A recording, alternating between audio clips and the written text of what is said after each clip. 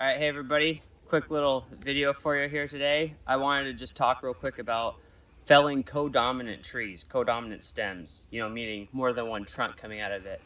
And a lot of people, you see a lot of fail videos online, people just walk right up to these trees and they just go for it. And because it looks like you got one solid trunk, they're not really picturing the inside of the tree, inside that union, so they get into a lot of trouble. We've got a big leaf maple right here. It's actually a huge tree. And what makes us codominant is co-to dominant.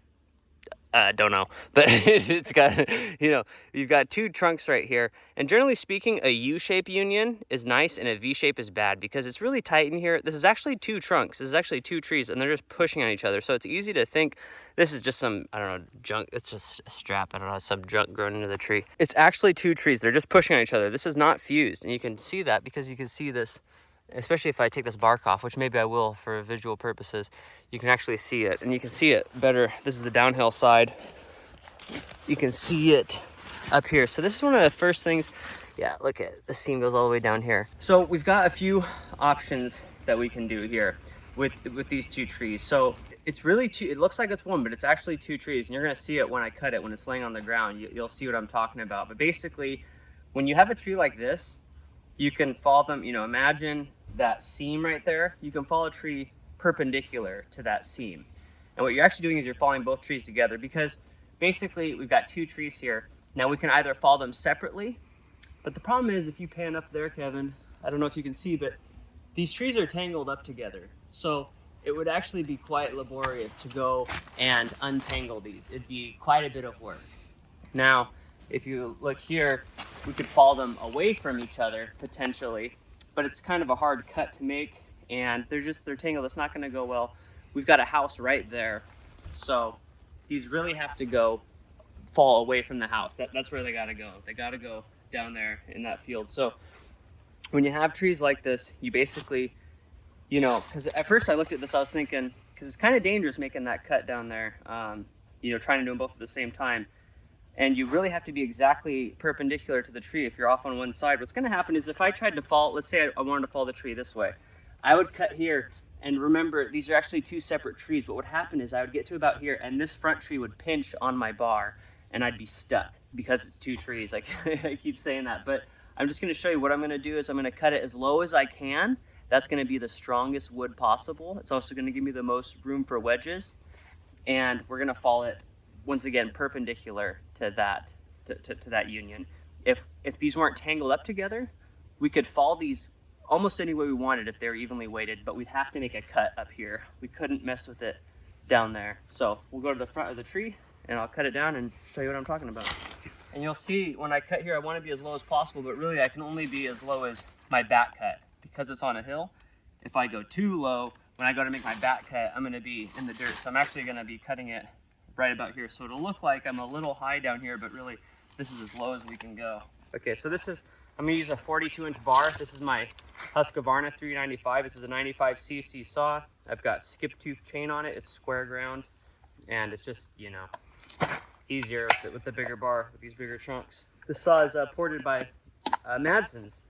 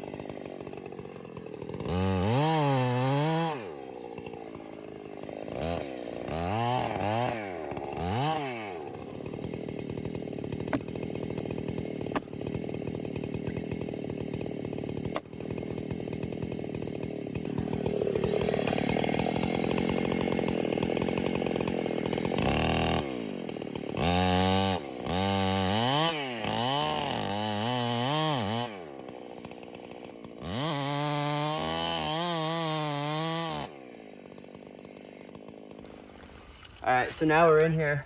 Can you come here a little closer, Kevin? You can actually see it in my face cut right there.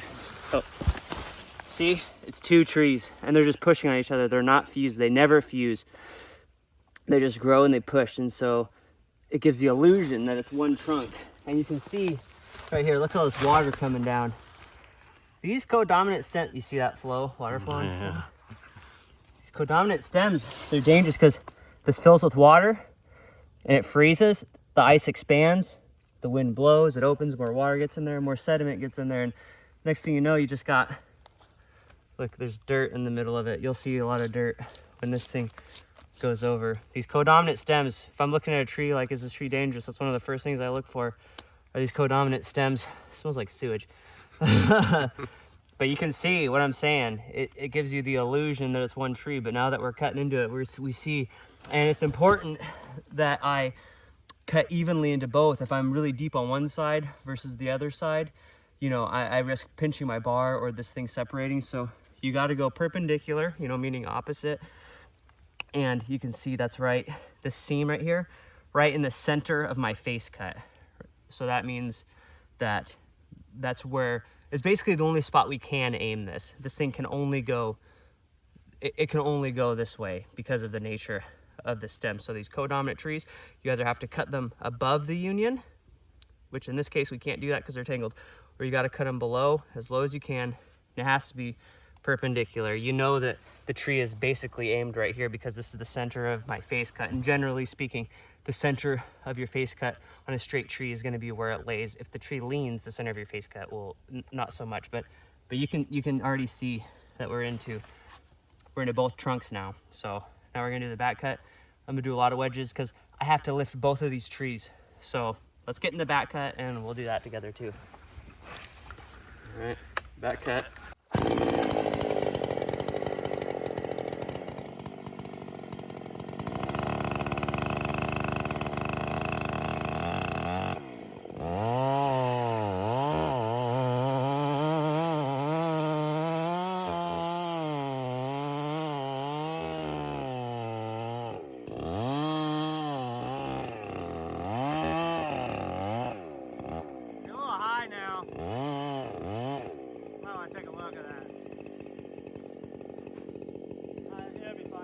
On that? All right, cool.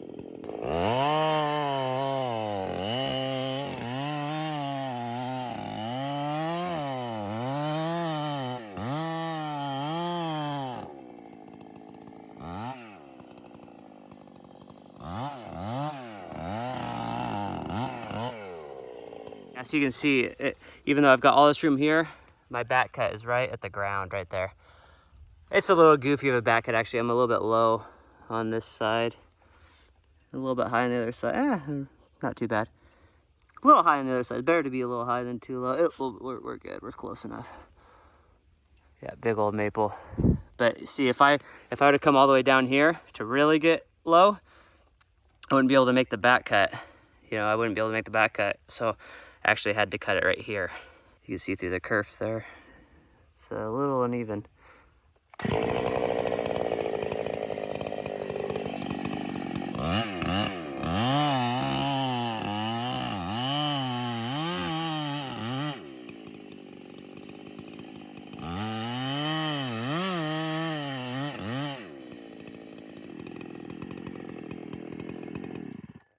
Start working our wedges. I don't have a ton of room on this. I'm actually gonna use this tiny wedge just to get started. Over here. This one here, I got a wedge, I'm wedging 2 trees. So if I just put it like right here, no good. I gotta be in the meat of each individual trunk. West Coast saw handles available at Cypress Supplies along with K&H wedges.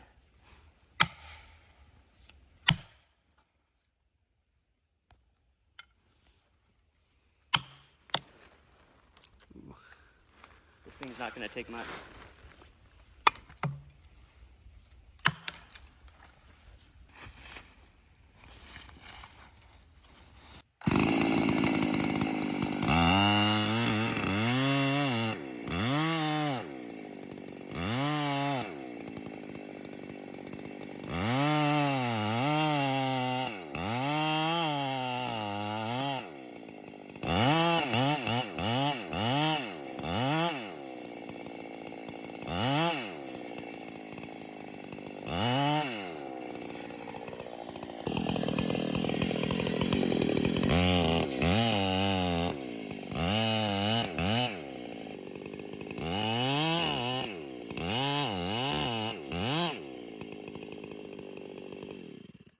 I'm stopping, I'm looking up a lot. These maples are dangerous. Stuff breaks out of them.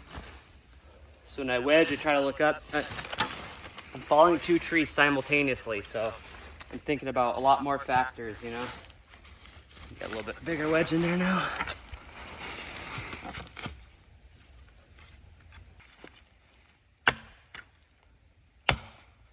And it's popping and cracking.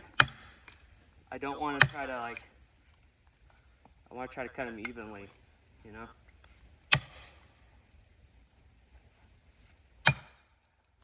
These swells right here, they're not very good for wedges because the wood wants to separate and split out. Can you see this crack right here, Kevin?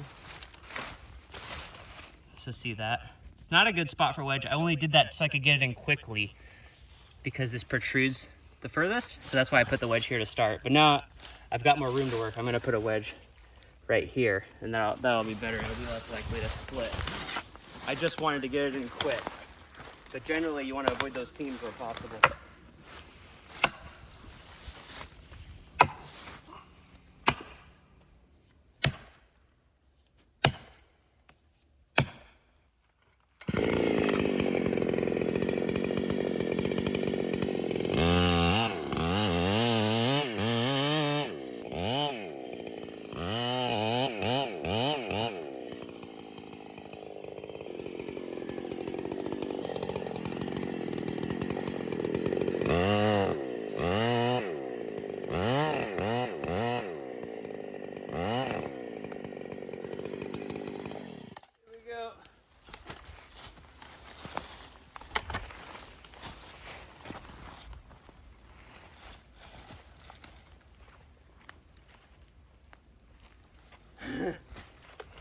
We'll give this a minute.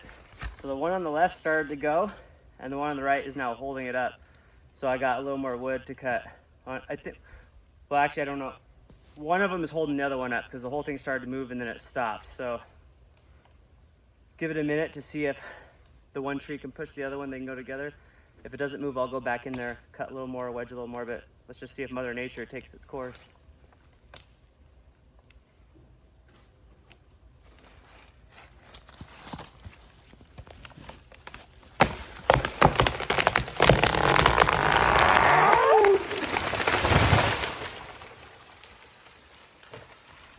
Look at that. Yeah. Look at all that. No good, but you wouldn't have known. Most people wouldn't have even known. You know, if I were just a homeowner, I wouldn't know. I'd think it was one trunk. Well, there you go. See, I told you there'd be dirt in here. Look at this mud. Straight up like, looks like chocolate cake or something. Doesn't smell like it, but see, I told you, see how it split apart like that? It's 2 trees. It looks like one, but it's 2. And if they split off that close to the ground, that's almost always the case. So this was the only way this really could have gone. And so I'm really happy with it. You know, we did it slowly. You know, we wedged both of them. We lifted both. I saw a shift. I got out of the way just to see if, you know, because like I said, one of them was holding the other one for a little while there. And I just wanted to see if Mother Nature would take it all the way down before I came in and tried to cut more wood or wedge. It's just best to get out of the way. These are dangerous trees to fall like this. I mean, frankly, if you're a homeowner watching this, you should probably just hire a professional to do trees like this because it's a dangerous situation. And this is a very large tree, but the fundamental principle is the same for anything small. When it's co-dominant, either fall above the union or you gotta fall below the union in a perpendicular direction. And you can see too, like I said, we're cut evenly into both sides. If I would have tried to do this side, get greedy on one side, we'd have all kinds of problems, but we came in real even and the tree's down, and that's how you fell a co-dominant tree. So please like and subscribe. Check out my online store, sappysupplies.com. Thanks for filming that, Kevin. Yep. Those videos are That was wrapped. awesome.